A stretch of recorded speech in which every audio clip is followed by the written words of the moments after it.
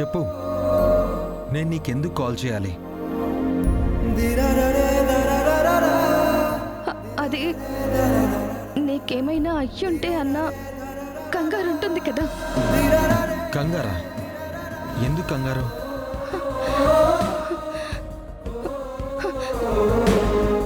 ఏమో నాకు తెలీదు. నాకు తెలుసు. చెప్పనా? నీకు నేనంటే ఇష్టం, చాలా చాలా ఇష్టం. చెప్పాలంటే అంతకు మించి. కాకపోతే ఈ ఇష్టం అంతా ఇన్నాళ్ళు నీ లోపలే ఉండిపోయింది. ఈరోజు నాకేదో అయ్యిందని నీ లోపలున్న ఆ ప్రేమ తన్నుకుని బయటకొచ్చింది. పక్కన ఎవరో చనిపోయి ఉంటే అది నేనే అనుకుని, నా ప్రాణం పోయిందనుకుని నీ ప్రాణం పోతున్నట్టు విలవిల్లాడిపోయావు. నా కోసం ఏడ్చావు. అది నేను కాదు అని తెలుసుకుని తిరిగి నా కోసం పరిగెత్తుకొచ్చావు. నా కోసం వెతికావు.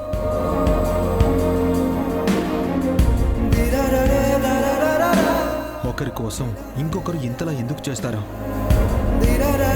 ఇష్టం ఉంటేనే కదా. ఇష్టం కన్నా మించిన ప్రేమ ఉంటేనే కదా.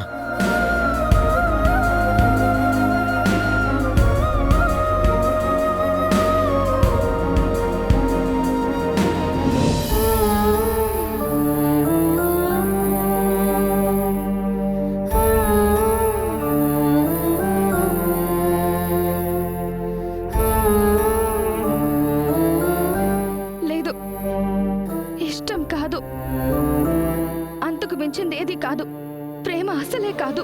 ఇష్టం లేకుండానే నా కోసం ఆగమేఘాల మీద వచ్చినట్టు హాస్పిటల్కి ఎందుకు వస్తావు?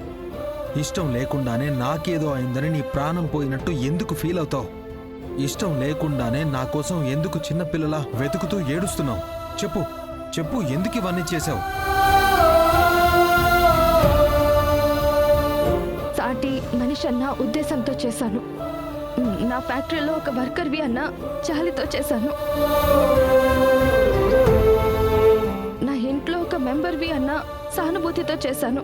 అంతే, ఇంకేం కాదు, ఇంకేం కాదు, ఇంకేమీ కాదు. కాదు మ్యాగీ, నువ్వు చెప్తుంది నిజం కాదు. ఈ మాటలు నీ గొంతు నుంచి వస్తున్నాయి గాని నీ మనసు నుంచి వస్తున్నవి కాదు. చెప్పు, ఎందుకిలా చేస్తున్నావు? మనసులో ప్రేమ, మాటల్లో కోపం, ఎందుకిలా ప్రవర్తిస్తున్నావు? చెప్పు మ్యాగీ, చెప్పు.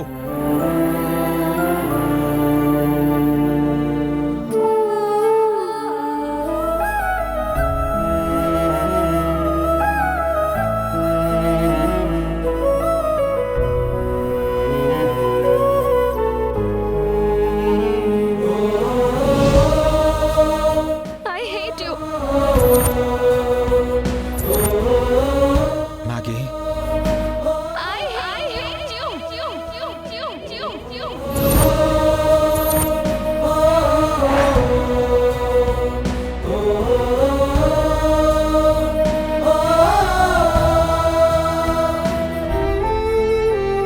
మ్యాగీ, మ్యాగీ ఆగు. మ్యాగీ, నువ్వు మా మమ్మీని చంపాలని చూసావు. I hate you.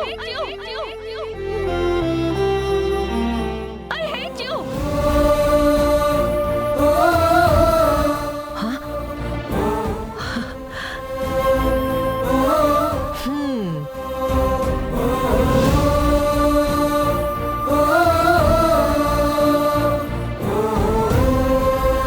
బావుగారు,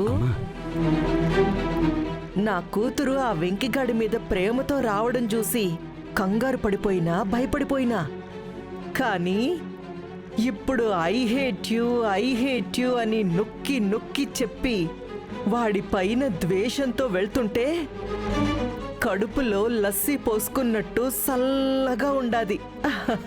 హా. పాండి. మనోడా, బావా,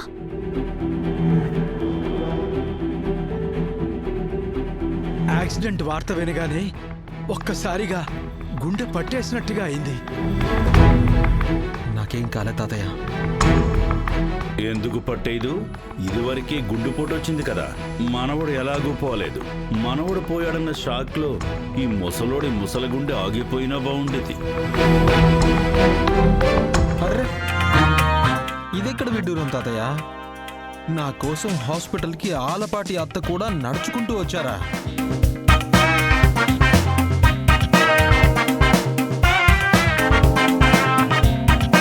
రావాలి కదబ్బి, ఏం చేయను మరి.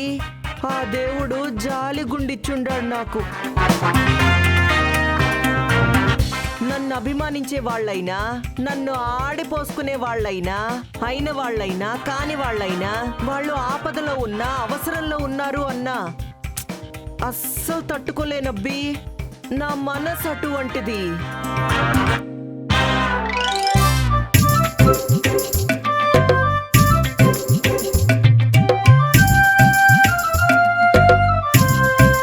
ఏంటి కదా మామ మొహం అలా పెట్టావు? అబే ఏం లేదు. అర్థమవుతుందిలే, నేను పోయి ఉంటానన్న ఆశతో వచ్చావు, పోలేదని డిసప్పాయింట్మెంట్తో చూస్తున్నావు, అంతే కదా? చచ్చా కాదలుడు, అలా నేనెందుకు అనుకుంటాను?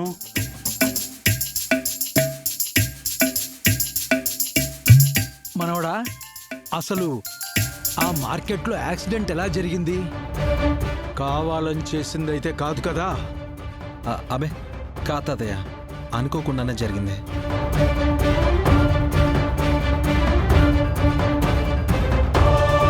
ఆ లారీ బ్రేక్స్ ఫెయిల్ అయ్యాయి, అనుకోకుండా నా మీదకి వచ్చింది. నేను సేవ్ అయ్యి ఆ పక్కనే ఆపదలో ఉన్న వాళ్ళని కాపాడాను.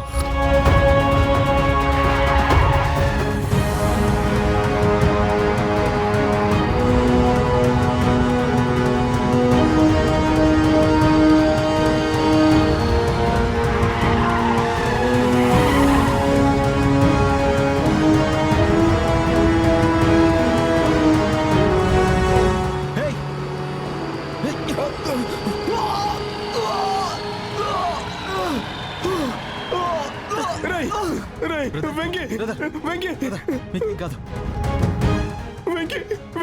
అంబులెన్స్ కాల్ చేయండి, అంబులెన్స్ కాల్ చేయండి, తొందరగా చేయమ్మా, అంబులెన్స్ కాల్ చేయండి. నీకేం కాదు. అంతే, అది అన్ఎక్స్పెక్టెడ్ గా జరిగిందే తప్ప వాంటెడ్లీ ఎవరూ చేయలేదు. అలా నేను చిన్న దెబ్బలతో బయటపడ్డాను, మరో ముగ్గురిని ప్రాణం పోకుండా కాపాడాను. కానీ జరగాల్సింది జరిగిపోయింది. చాలా మందికి దెబ్బలు తగిలాయి. ఒక మనిషి అన్యాయంగా చనిపోయాడు. బాధపడకు బావా, నీకు చేతనైంది నువ్వు చేసావు, మిగతాది నీ చేతుల్లో లేదు కదా.